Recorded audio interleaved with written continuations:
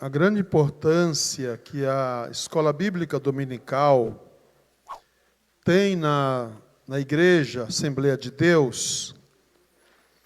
E como domingo passado, que foi eleições, e nós não podemos ter a escola bíblica dominical para liberar os irmãos para exercerem o seu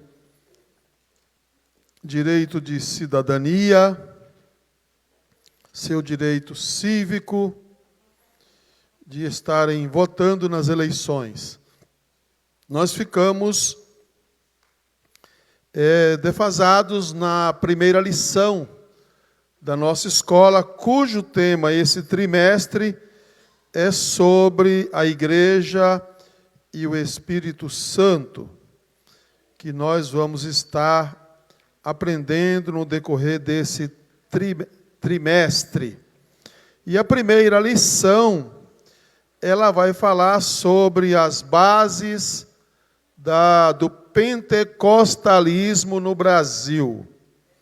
E isso é importante, porque para você saber valorizar a sua igreja, a sua denominação, a sua comunidade. E hoje nós estamos vivendo um tempo de muito relativismo. Isto é, tudo que existe é relativo, os valores não são absolutos. E isso é muito ruim, porque os valores do Evangelho, eles não são relativos, eles são absolutos, uma vez que foram dados pelo nosso Senhor e Salvador Jesus. O movimento pentecostal no Brasil, as suas raízes, elas têm fundamento bíblico. Não é coisa da cabeça de alguém. A visão do pentecostalismo não partiu de um pastor, de um ensinador, de um presidente.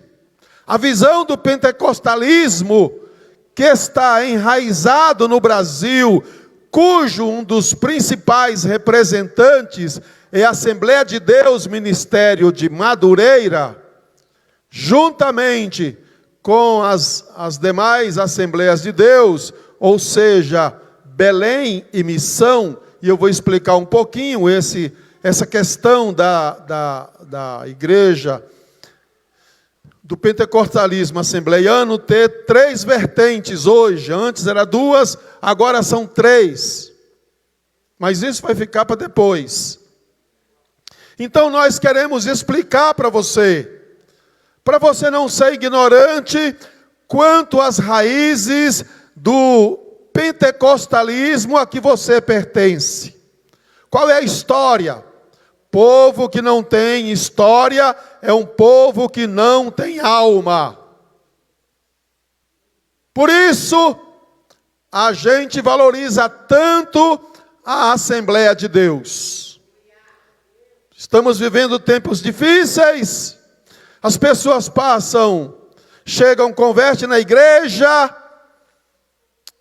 batizam, são ensinadas, são treinadas, lideram departamentos, lideram isso, e é obreiro, começam numa atividade de obreiros, e começa. Daqui a pouco, assim, pastor, eu acho que a minha visão, como se o evangelho tivesse uma visão particular. A minha visão não combina. Uai, o que foi ensinado até agora? O que aprendeu? Não aprendeu nada. Porque se eu fosse colocar a minha visão na igreja, se você fosse colocar a sua visão na igreja, o que é que nós temos que fazer? nós temos que nos adaptar à visão da igreja, que não é a visão do pastor, que não é a visão do ministério, é a visão do pentecostalismo. E aí, nós estamos virando uma coxa de retalhos, porque qualquer insatisfeito, rebelde, se julga no direito de sair e fundar uma igreja, que eu chamo de igreja de fundo de quintal, e que nós não deveríamos nem passar na frente, quanto mais frequentar. Porque o que é errado, que começa errado, não se torna certo. O evangelho é pregado sob divisão, o evangelho é pregado sob perseguição, o evangelho é pregado sob interesses políticos, o evangelho é pregado sob interesses financeiros, o evangelho é pregado sob mentira. E Jesus diz: importa que eles estão pregando, deixa eles pregar o evangelho, deixa eles pregar o evangelho, deixa eles falar do evangelho. O evangelho não é uma questão pessoal, particular minha, não. O evangelho é um princípio que eu tenho que obedecer. Uma das principais tônicas, uma das principais colunas do evangelho, e eu estou falando aqui do movimento pentecostal, é a obediência aos ensinos de Jesus. Cadê minha água? Está aqui?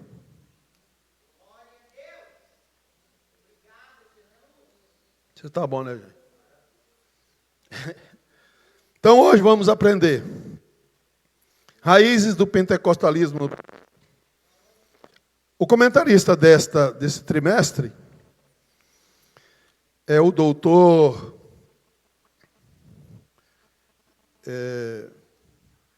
Bispo Oídes José do Carmo, presidente da Igreja Assembleia de Deus no bairro de Campinas, em Goiás.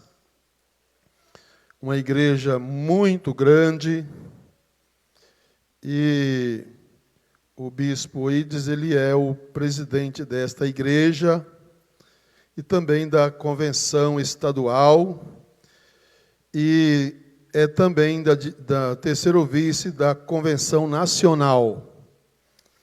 Homem que tem muito conhecimento e conhece muito da nossa história.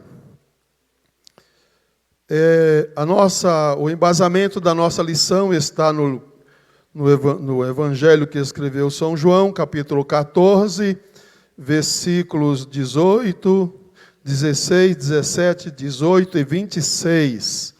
Que diz: e eu rogarei ao Pai, e Ele vos dará outro Consolador, para que fique convosco para sempre. O Espírito da verdade, que o mundo não pode receber, porque não o vê nem o conhece, mas vós o conheceis, porque habita convosco e estará em vós. Não vos deixarei órfãos, voltarei para vós. Mas aquele Consolador, o Espírito Santo, que o Pai enviará em meu nome, esse vos ensinará todas as coisas, e vos fará lembrar de tudo quanto vos tenho dito. Diferentemente dos professores que eu gosto de ouvir aqui na nossa classe da escola dominical, eu tenho uma dificuldade de seguir metodicamente a nossa lição, os seus tópicos, porque a gente vai entrando no assunto, depois vai entrando no outro, depois vai entrando no outro, e eu sei que esse não é um método pedagógico, de ensino, mas é o que eu sei dizer, eu sei falar desse jeito, não é? Então, por onde nós vamos começar? Antes de nós entrarmos aqui no pentecostalismo, por que pentecostal? Porque esta palavra não está na Bíblia, pentecostal, como trindade não está na Bíblia, como tricotomia não está na Bíblia. Tricotomia é a crença em que nós temos corpo, alma e espírito. Tem os dicotomistas que acreditam só em corpo e alma, que não é o caso, não, que não é o caso aqui. Mas por que pentecostalismo? Jesus, após a sua ressurreição, só para embasar este ensino aqui, Jesus, após a sua ressurreição, ele ficou quantos dias na terra? 40 dias. Se eu tivesse,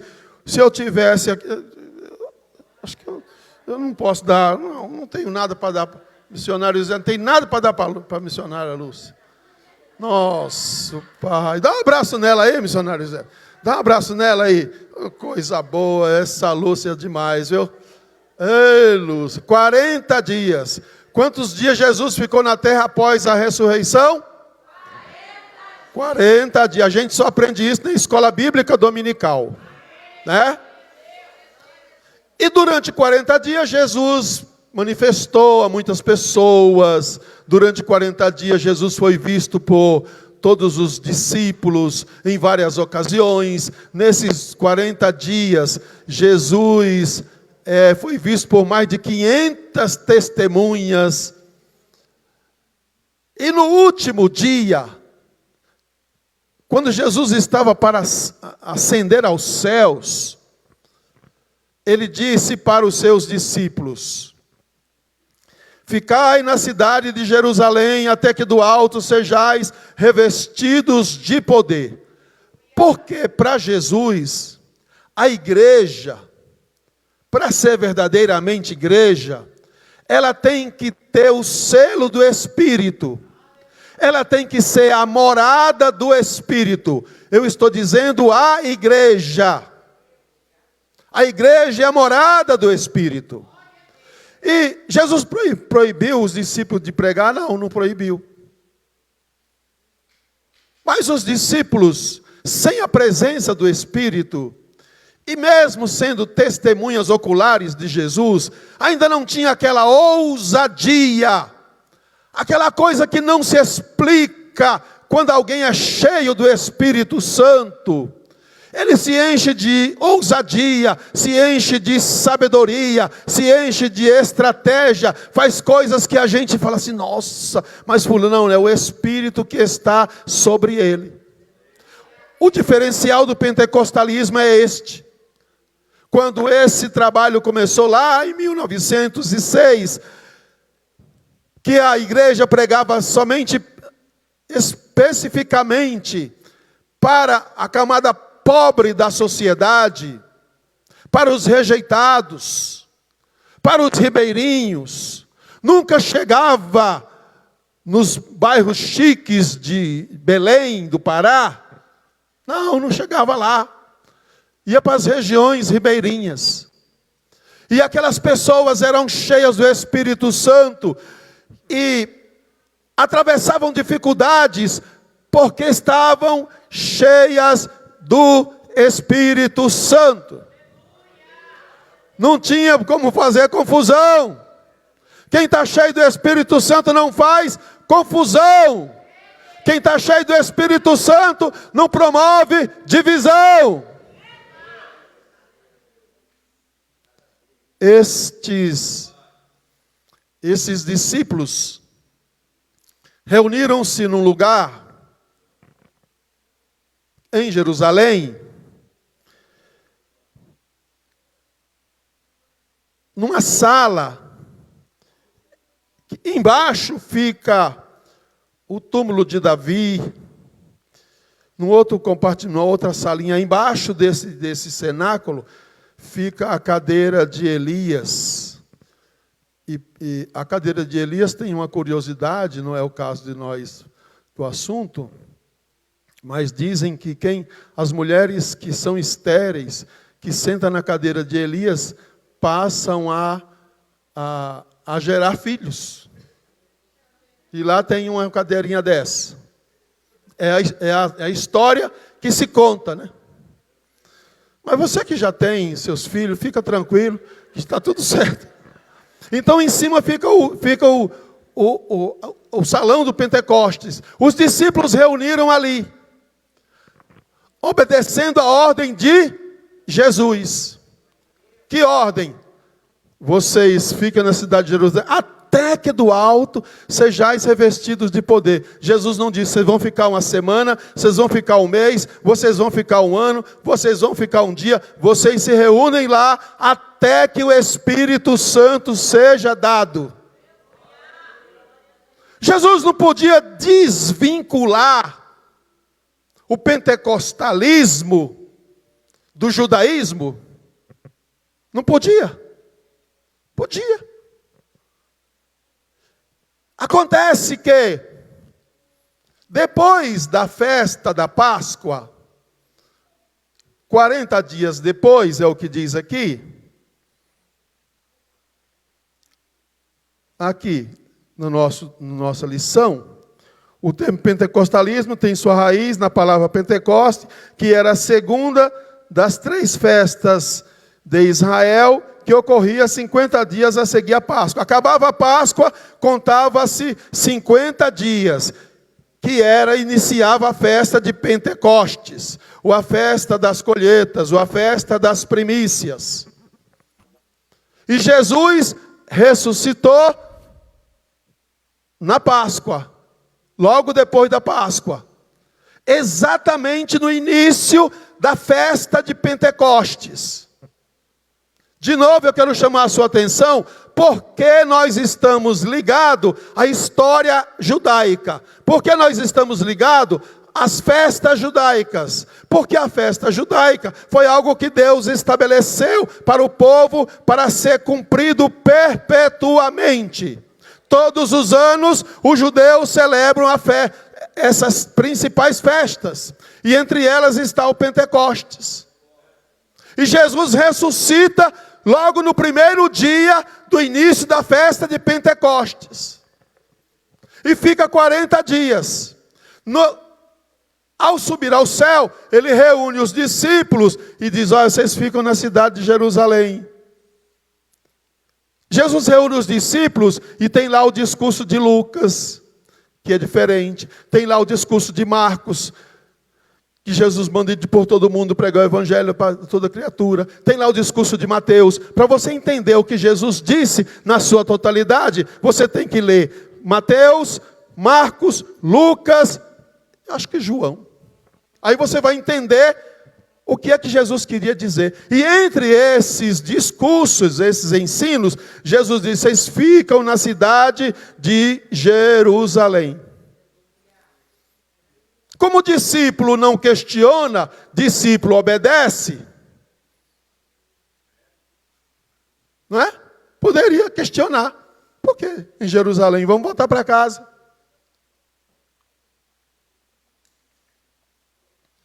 Reuniram-se nesse cenáculo. E começaram a orar. Começaram a buscar. Acontece que durante a festa de Pentecostes, os judeus, chamados de prosélitos, os judeus que viviam nas regiões da Ásia Menor, hoje Turquia, e algumas partes da Espanha, começaram a vir a Jerusalém para participar da festa. Judeu que é judeu, participa da festa, das festas determinadas por Deus. Como crente que é crente, participa da Santa Ceia. Crente que é crente tem que participar do batismo. Não pode passar isto. Esses discípulos se reúnem nesse lugar e começam a buscar, obedecendo a ordem de Jesus. Jesus subiu ao céu no 40º dia da festa de Pentecostes. Começaram a buscar. E no 50º dia, 10 dias depois que Jesus tinha subido ao céu, eles estavam orando. E eles não imaginavam que existe uma sincronia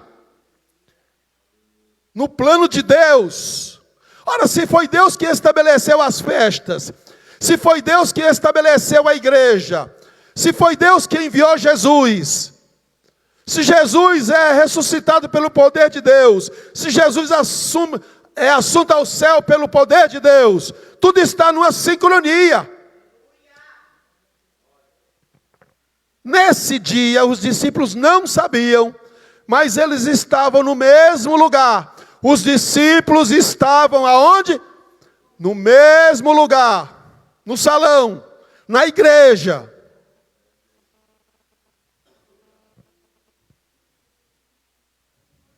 Fazendo o quê? Orando. Fazendo o quê? Buscando. Fazendo o quê? Obedecendo. Ah, eu não tenho que dar satisfação para o pastor? Pastor não manda na minha vida? Eu não devo satisfação nenhuma? Eu vou onde eu quero? Eu faço o que eu quero?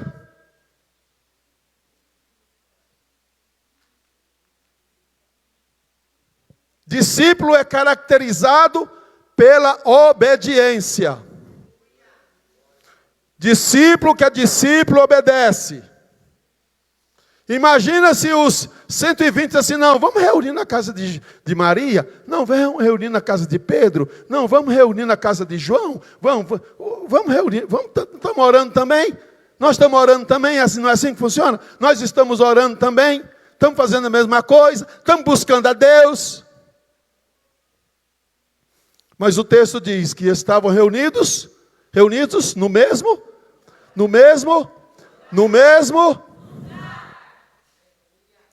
lugar. A obediência tem suas recompensas. Eu acho que nós vamos continuar esse estudo na semana que vem, missionário Zete. Porque eu estou vendo que nós não estamos saindo aqui da introdução. Estavam reunidos no mesmo lugar. Eu estou falando da base do pentecostalismo.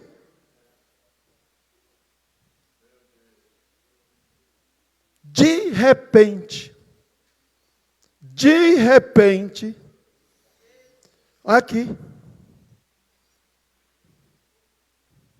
estavam reunidos e perguntaram, voltaram para Jerusalém naqueles dias, ao cumprir-se o dia de Pentecostes, capítulo 2 de Atos, ao cumprir o 50º dia da festa, estava tendo festa na cidade, estava tendo festa no templo, milhares de judeus que vinham das regiões gentílicas, que foram mandados, ou que saíram de Jerusalém, perseguidos por Nero, perseguidos por Domiciano, perseguidos pelos imperadores romanos.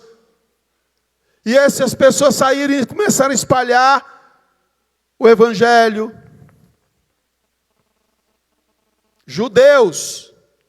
Mas em Jerusalém tinha um grupo que obedecia à voz do mestre. E o texto diz que toda obediência tem uma recompensa. Se você não é batizado com o Espírito Santo e começou a buscar, não se preocupe, porque de repente o Espírito Santo vai descer e você vai ser cheio, você vai ser batizado, você vai ser selado, você vai falar línguas estranhas, que pode ser o inglês, pode ser o alemão, pode ser uma língua do céu, pode ser uma língua dos anjos de Deus. A verdade é que você que está buscando, se não está, comece hoje, comece agora a buscar o Espírito Santo. Porque de repente, eles estavam no mesmo lugar. Fala de unidade, fala de união, fala de propósito, fala de comunhão, fala de visão. De repente veio do céu, veio de onde? De onde veio? Do céu. O que vem do céu edifica. O que vem do céu alimenta. O que vem do céu enche a alma. E só Deus manda coisas do céu para nós. Veio um som, como se fosse um vento, impetuoso. Eles de portas fechadas. O vento entra naquela casa assim mesmo. E encheu a casa toda, aonde eles estavam assentados. Por quê, pastor? Tem umas particularidades aqui. Por que eles estavam assentados e não ajoelhados?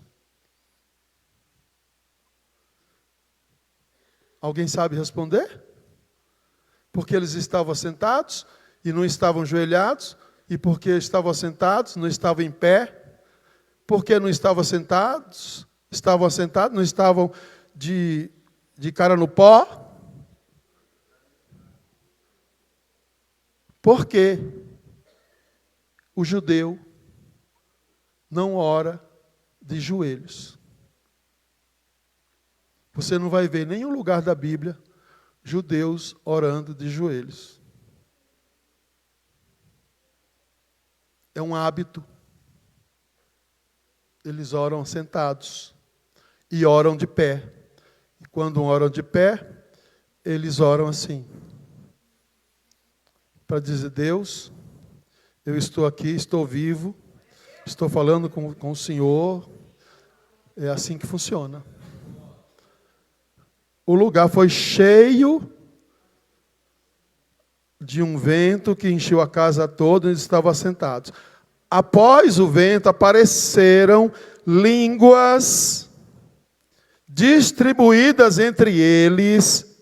Então não era uma língua só, porque aqui esse termo línguas é chamado de glossolalia, que está aí na sua lição.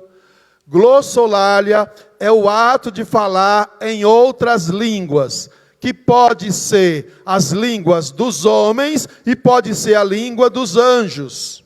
É chamado de glossolalia, um termo grego.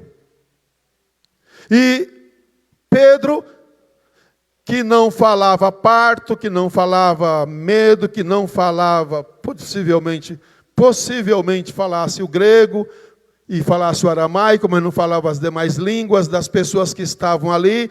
Aí começa aquela coisa do pentecostalismo que as pessoas não entendem. Um fala grego, um fala espanhol, um fala inglês, um fala alemão, um fala japonês, outro fala chinês, outro fala cearenseis, e assim vai.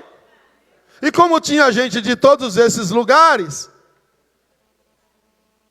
aquelas pessoas começaram a fazer barulho, porque o pentecostal, ele não sabe ficar quieto. Não é que ele não sabe. Quando o Espírito toma conta dele, não tem como ele ficar quieto. Ele levanta, ele fala, ele anuncia, e começaram a falar das grandezas de Deus, numa língua inteligível. Por isso o termo é glossolalia. O dom de línguas vem depois.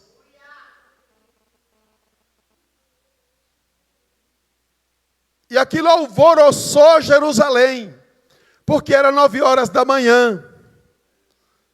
E estava aí o movimento pentecostal começado em Jerusalém. Agora eu vou andar aí 20 séculos para falar do nosso movimento.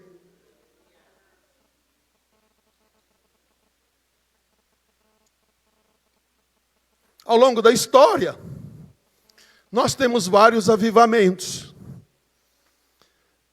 Historicamente, de 200 em 200 anos, há um avivamento espiritual mundial.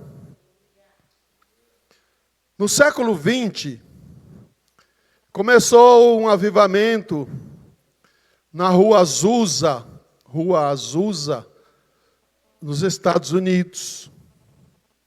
Começou com 2 jovens. Vamos orar? Vamos buscar Deus? Vamos reunir, vamos orar? Só orar. Nós só vamos orar. 2. Não começou com 100, não começou com 120, começou com 2. E o mundo, e aquele tempo, a igreja vivia uma apatia espiritual. Como a igreja de Deus, ela não pode morrer. Deus usa esses 2 jovens para buscar o Espírito Santo, um avivamento do Espírito Santo. E daqui a pouco tem 3, daqui a pouco tem 6, daqui a pouco tem 12, daqui a pouco tem 24, daqui a pouco tem 48, daqui a pouco tem 96, e vou parar aí, porque já acabou a minha matemática. E vai multiplicando, vai multiplicando. Daqui a pouco aquele salão na Rua Azusa não cabia mais de gente. E as pessoas que entravam lá, crentes, saíam diferentes, porque elas recebiam o Espírito Santo. E aí eles começavam a falar, começavam a proclamar o Evangelho, começavam a falar em línguas estranhas. Pessoas recebiam o dom de curar, pessoas recebiam o dom da profecia, pessoas recebiam o dom da visão, pessoas recebiam o dom da palavra. Porque é isso que o movimento faz, é isso que o avivamento faz. E começaram a pregar o Evangelho. No meio desta multidão estava Daniel Berg e Gunnar Wingre, vindo da Suécia para os Estados Unidos. E numa reunião, um irmão levanta e tem uma visão e diz: olha, Deus, o Espírito está enviando vocês, tem detalhes sobre isso, para um lugar chamado Pará. Ora, se hoje o Brasil ainda é considerado um país de índio, imagina há 110 anos atrás. Ainda mais no Pará. Se hoje já é o que é, fosse São Paulo, Rio de Janeiro, Recife, e assim por diante. Não, vai para o Pará. Esses homens não sabiam o que era Pará, foram para o mapa. E quando chegaram no mapa, olharam que existe um lugar no norte do Brasil chamado Pará. Eles não sabiam a língua, eles não sabiam quem morava lá, eles não sabiam se era floresta, eles não sabiam nada. E também não tinha um computador para colocar lá Pará, Google. E lá dá comida, dá quantas pessoas morrem por dia, quantos bichinhos tem para picar a população. Lá tem de tudo. Não tinham essas informações. E também não podiam pegar um avião e descer aqui de um dia para o outro, como acontece hoje. E não tinham a igreja para dizer: vocês vão ser enviados como missionários para o Pará. E esses homens estavam cheios do Espírito Santo. E eu disse que discípulo não questiona, discípulo obedece. Esses homens pegam suas esposas e vêm para o Pará. Passam 6 meses no navio, sem dinheiro. Com dinheiro, irmão, em todo lugar é fácil. Sem sustento, quem vai me sustentar? Se não me enviar, eu não vou. A culpada é a igreja. Imagina se Gunnar Wingre e Daniel Berg pensam dessa forma. E quem vai falar o idioma? Porque eles não falavam o idioma. Mas obedeceram a voz do Espírito. E vieram para o Pará. Quando chegaram no Pará, um estudava e o outro trabalhava. Foram trabalhar. E o outro ia estudar a língua. E começaram a pregar. Pertenceram à igreja que não deu certo. Porque Deus queria usá-los para lançar as raízes do movimento pentecostal.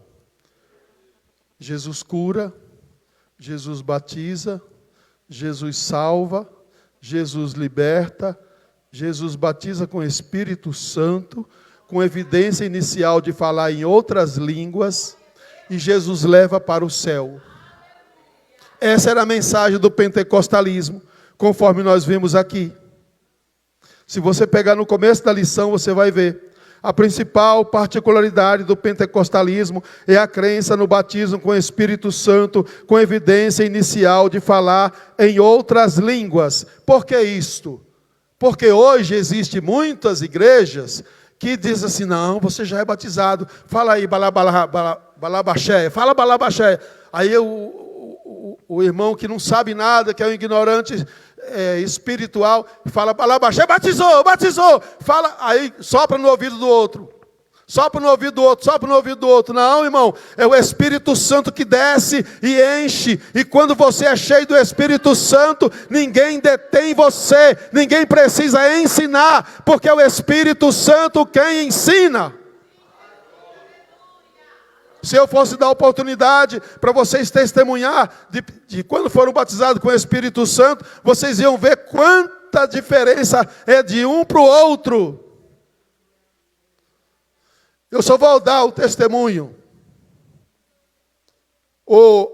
Nós estávamos buscando o batismo com o Espírito Santo na década de 80.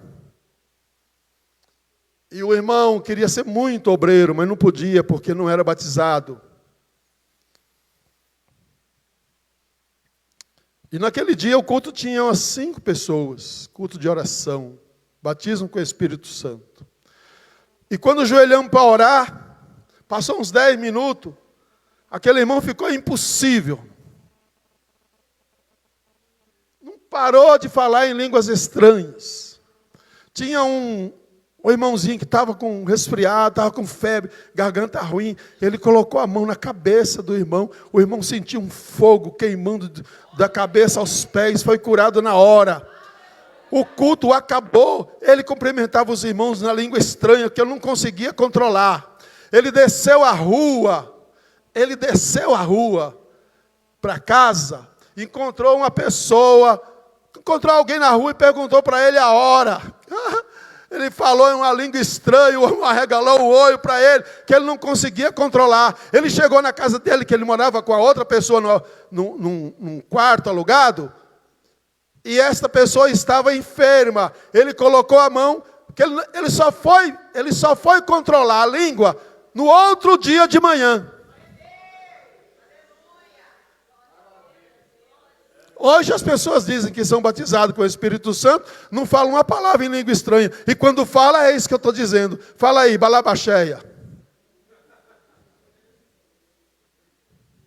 Hoje decorou. Não é assim que funciona? E aí começa o movimento pentecostal.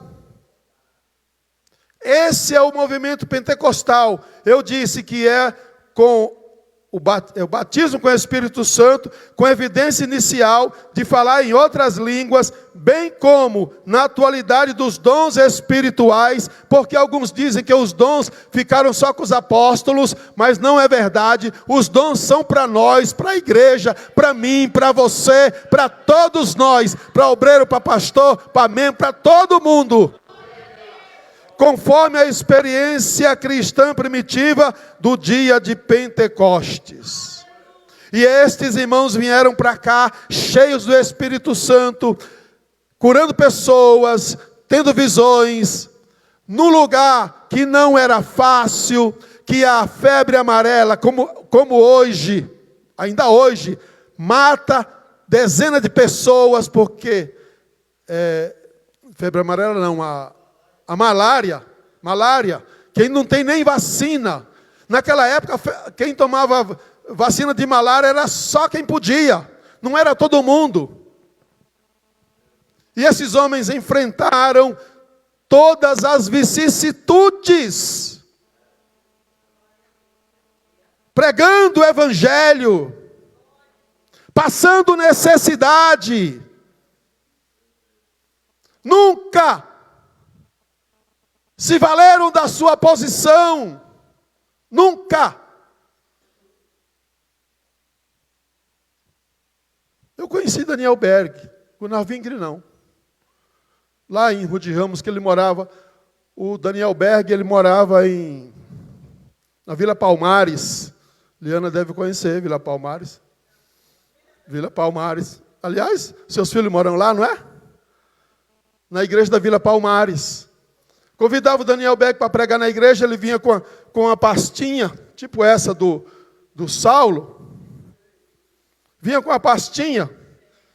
Sabe o que tinha na pastinha, irmão? Tinha Bíblias e harpa. Vivia de Bíblias e de harpa. O fundador da igreja no Brasil. O precursor do movimento pentecostal.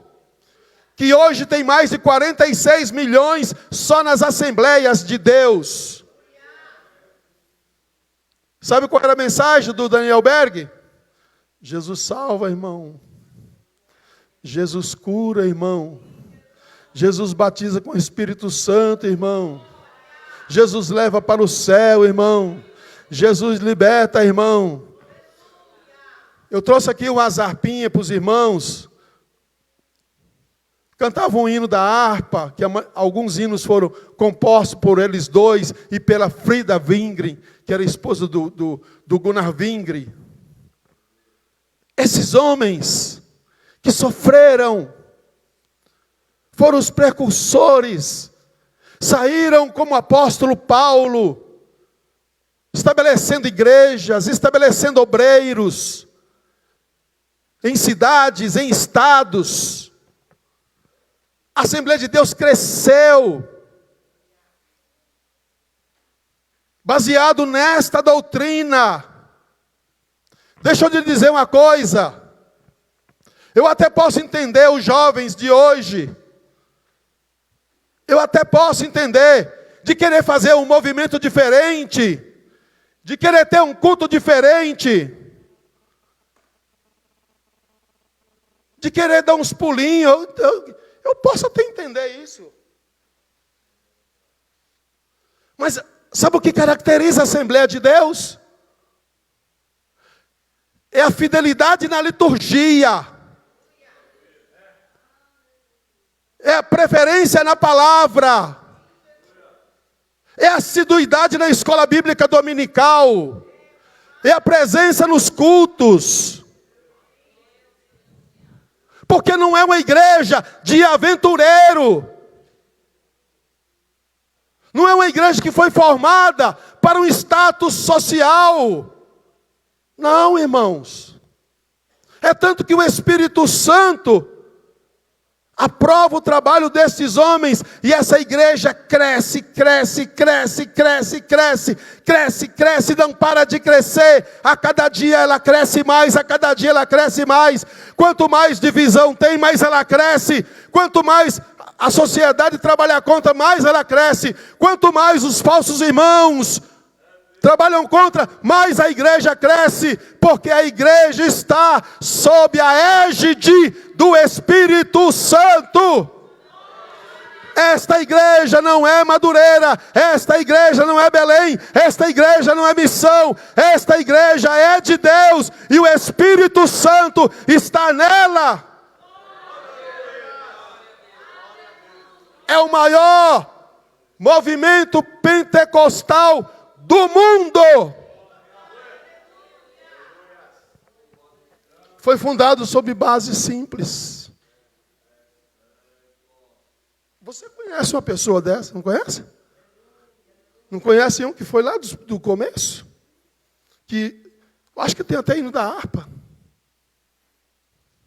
E hoje está onde está? Está esquecido aí no asilo. Aqui em Congonhal.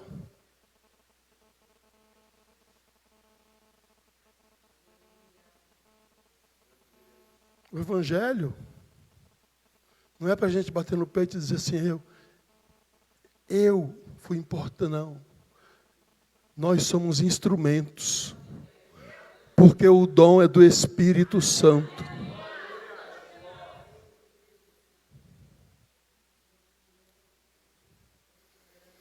O movimento pentecostal, eu disse que nasceu na Rua Azusa.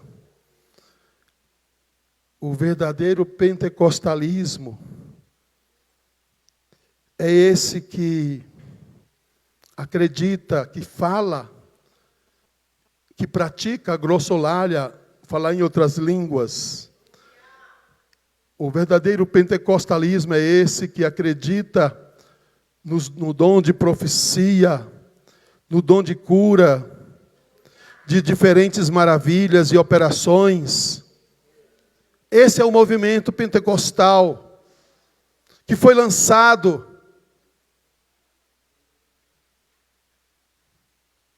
que a gente não fica atrás de novidades. Quantas novidades surgiram de uns tempos para cá? E às vezes a gente se impressiona porque a igreja fulana está com esse movimento, está cheio de gente. E eu fico admirado como as pessoas gostam de ser enganadas. Como as pessoas incautas, ignorantes, gostam de ser enganadas. É só ouvir dizer, olha, na igreja fulano está acontecendo isso e isso. Corre para lá. Sabe o que é isso? Crente piolho. Que vai pela cabeça dos outros. Você está numa igreja pentecostal raiz. Não é igreja Nutella, não. Sabe por que eu defendo isso? Porque eu pertenço a essa igreja. E eu posso me orgulhar de dizer assim, olha, eu estou na Assembleia de Deus. Nesses 73, quase 50 anos.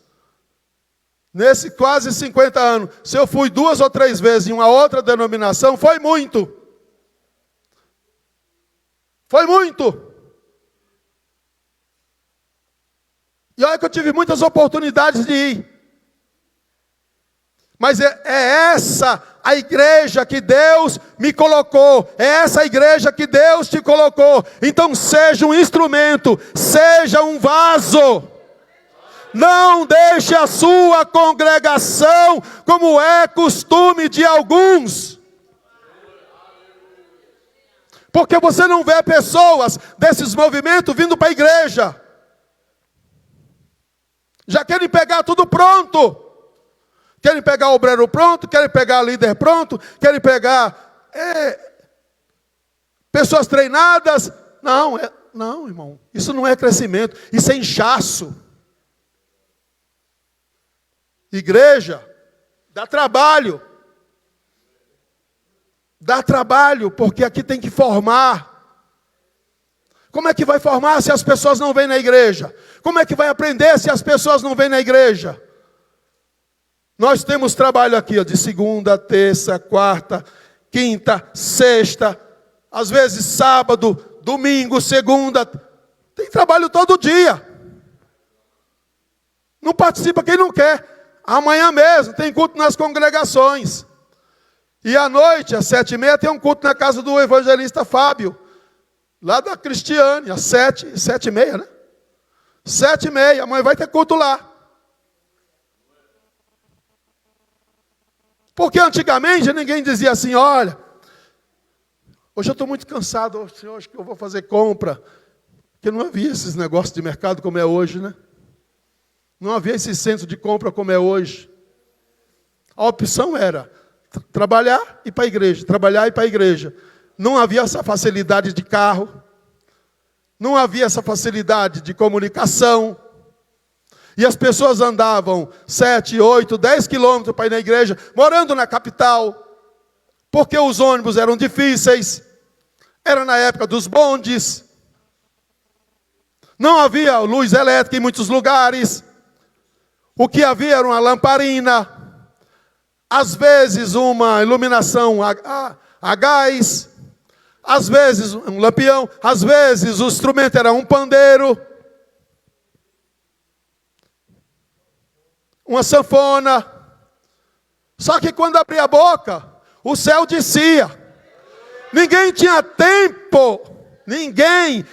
tempo de se preocupar com outras coisas. Ninguém tinha tempo para isso. Porque viviam para pregar o Evangelho. E olha, havia uma perseguição. Se você trabalhava e você se convertia nesse tempo do Gunnar Wing e do Daniel Berg, e o seu patrão sabia que você tinha virado crente, virado protestante, você era aprovado até o último. E muitas vezes perdia o emprego. E quando se convertia, se pertencia a uma família tradicional, católica, já tinha certeza de que ia dormir na rua. Foi assim que foi fundadas as bases do pentecostalismo, cuja representação é a Assembleia de Deus de Madureira. Tem a do Belém, tem a da missão. E eu falei que eu vou explicar isso, porque nós vamos continuar. A senhora concorda, missionário? Nós continuar? Com essa lição aqui. Domingo que vem vamos estudar a segunda.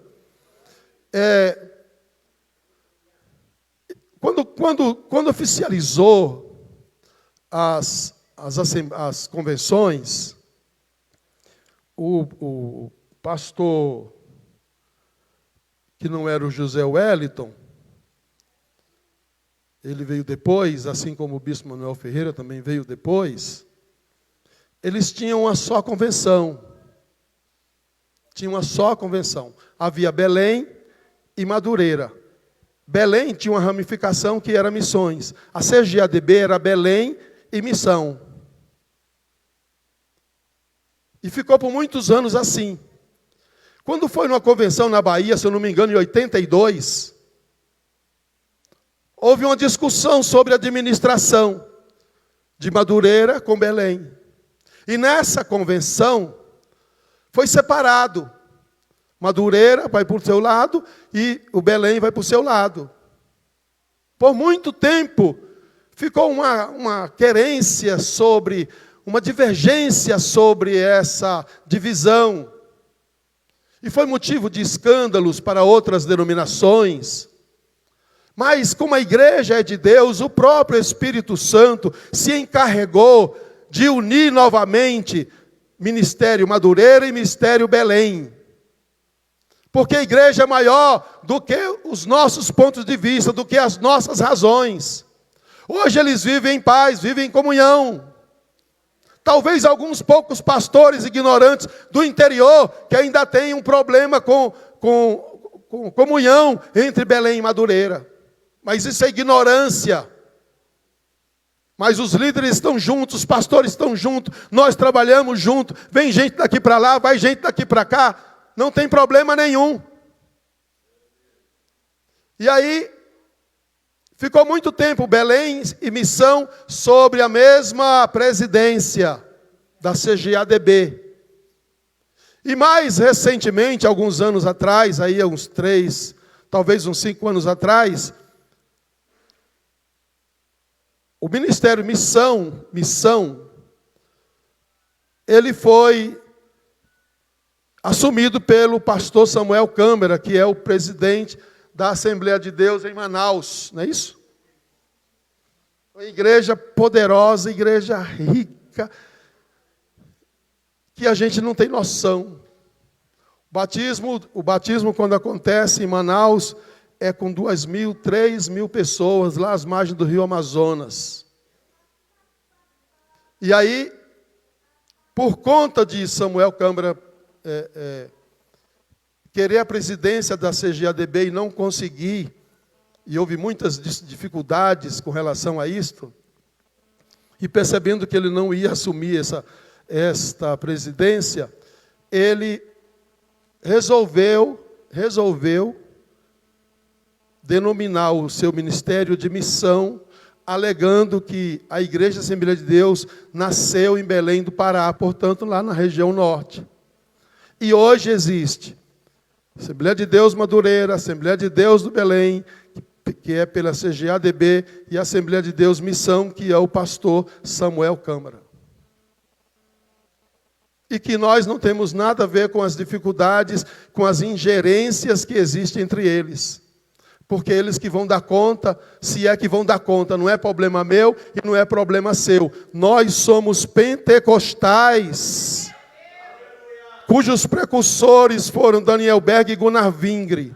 E nós vemos tentando manter a mesma liturgia, a mesma doutrina, os mesmos hábitos, os mesmos costumes. Não muda, por isso que não muda. Por isso que eu digo assim, vai fazer culto de jovem? Canta hino da harpa. Vai fazer culto de criança? Canta hino da harpa. Vai fazer congresso de irmã? Canta hino da harpa. Vai fazer congresso de varão? Canta hino da harpa. Vai fazer culto especial? Canta hino da harpa. Porque a harpa é o nosso hinário oficial. Aqui é a história de homens que fundaram este movimento na orientação do Espírito e que falam das suas lutas do dia a dia, que falam das visões que ele tem, que falam das dificuldades que eles têm, que falam das recompensas que o crente tem. Por isso que nós não podemos abrir mão da nossa harpa. Eu não tenho nada quem canta corinho, quem canta outro, não tenho nada contra, mas também não tenho a favor. Nada. Nós temos a nossa harpa, é o suficiente. Então, nós vamos parar aqui, irmão. Nós vamos parar aqui. Depois nós vamos entrar no último tópico. No último tópico, ou melhor, no ponto 2, 3, a partir da semana que vem, para ver se a gente termina. Tá bom, irmãos? Vocês podem receber essa palavra? Graças a Deus.